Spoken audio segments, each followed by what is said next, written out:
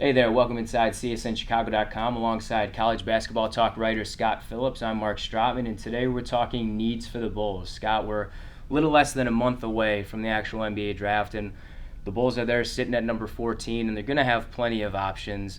They could opt for a point guard, maybe a wing, and then obviously inside help depending on what the big man situation is for them in free agency. Are there any specific prospects that you're looking at and say, hey, this is a guy the Bulls really could target or should target? Well, obviously, as you mentioned, Mark, so many different ways they can go with this. Joakim Noah and Pau Gasol, both unrestricted free agents. The point guard situation with Etuan Moore being a free agent and Derrick Rose having 1 year left is an issue. So again, we could target a whole bunch of different positions for the Bulls here. One guy I really like is Henry Ellenson from Marquette. Your alma mater, Mark. You've seen him play plenty of times, but he's a one-and-done prospect who is very, very talented as a freshman, averaged 17 points and 10 rebounds, has a little bit of skill to his game where he can go outside as well. And if you're the Bulls in Fred Hoiberg, you want those bigs who are skilled, who can make plays. And as a guy who potentially replaces Pau Gasol, I think he's a good fit in that type of aspect. Definitely. I don't think at this point where the Bulls stand as a roster, they can worry about, well, we've got Nikola Mirotic, we've got Bobby Portis.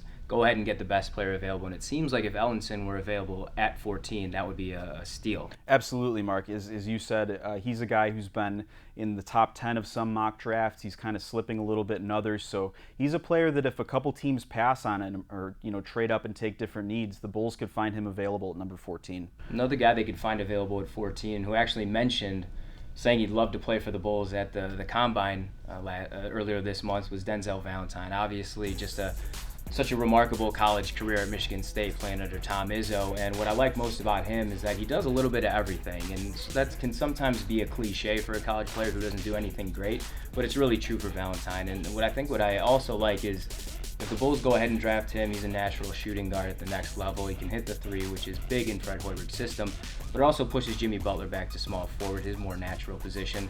Do you like that fit, Valentine, going to the Bulls? I do, yeah. As you said, Mark, he was awesome his senior season. The type of guy who averaged 7.5 assists a game, even though he's a wing. And if you put him alongside a guy like Jimmy Butler and a guy like Derrick Rose, you can have him facilitate out of the pick and roll and get those guys moving away from the ball. And it really gets a lot of pieces moving in Fred Hoiberg's offense. He's another guy who can facilitate and create for others. And I think the Bulls can certainly use another guy who wants to get shots for their best players. We've seen in this year's NBAs, especially, that you can never have too many facilitators. Now, another guy who I know you're intrigued by and the Bulls could sort of get the ball rolling on the future of the point guard position is Demetrius Jackson from Notre Dame. What do you like most about him? Well, he's been outstanding during his Notre Dame career, Mark. He was very good when he had Jaren Grant beside him, and then very good this season when Grant left. And the type of athlete at point guard that teams covet at the NBA level, he hits shots at a decent clip, although his percentage dipped a little bit this year. And again, just the type of player who's competed at a high level in the ACC, who's been a part of 2 Elite Eight teams and made great runs, and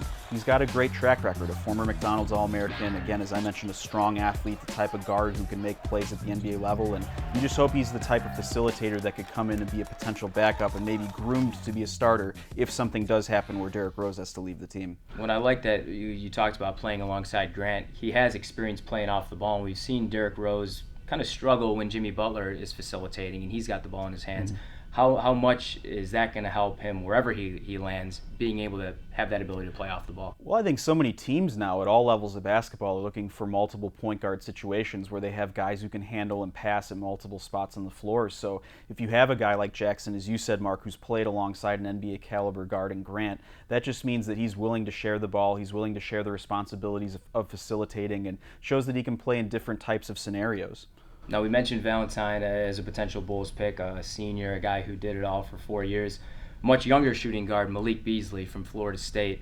Again, another guy who can really shoot it, is great on the offensive side of things. I think would really open the floor up for Derrick Rose, Jimmy Butler. Just give them another shooter. Be that sort of Tony Snell that Tony Snell never was. Different positions, but the same concept of just getting another shooter on the floor. How much can Beasley's game translate to the NBA? I just love that he's ultra aggressive, Mark. He's the type of guy where you put the ball in his hands and he's going to drive and make plays and again, hit shots. And not only is he aggressive, though, he's very efficient. He was very good in the ACC this year. I think he surprised a lot of people in terms of how good he was as a scorer. And he was able to play alongside guys in Dwayne Bacon and Xavier Wraithen-Mays, who were talented perimeter players. He shared the ball with them a bit, which means that you like to see that for a Bulls scenario where he could potentially play alongside guys like Jimmy Butler and Derrick Rose. So again, this is a one-and-done guy, a guy you'd probably take a few years to develop, but there's a lot of things to like in his game. Now, if we're going to talk aggressiveness, Domantas Sabonis certainly exemplifies that. Very aggressive. Him do his 2 years at Gonzaga.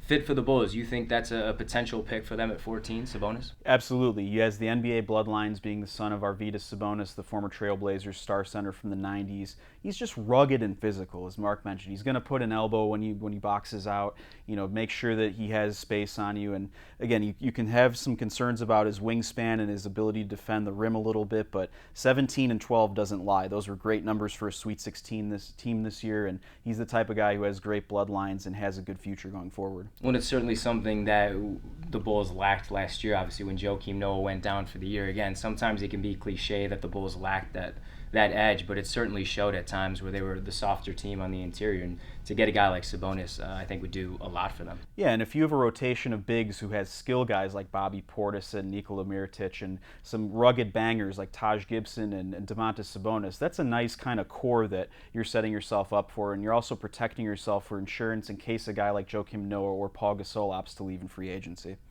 Well, there'll be a lot of options for the Bulls. That's what happens when you miss the playoffs and are in the lottery. We'll keep checking back in as draft season goes on. As we get closer to the draft, we'll keep updating you on potential Bulls picks. But for Scott Phillips, I'm Mark Strotman. That'll do it for us.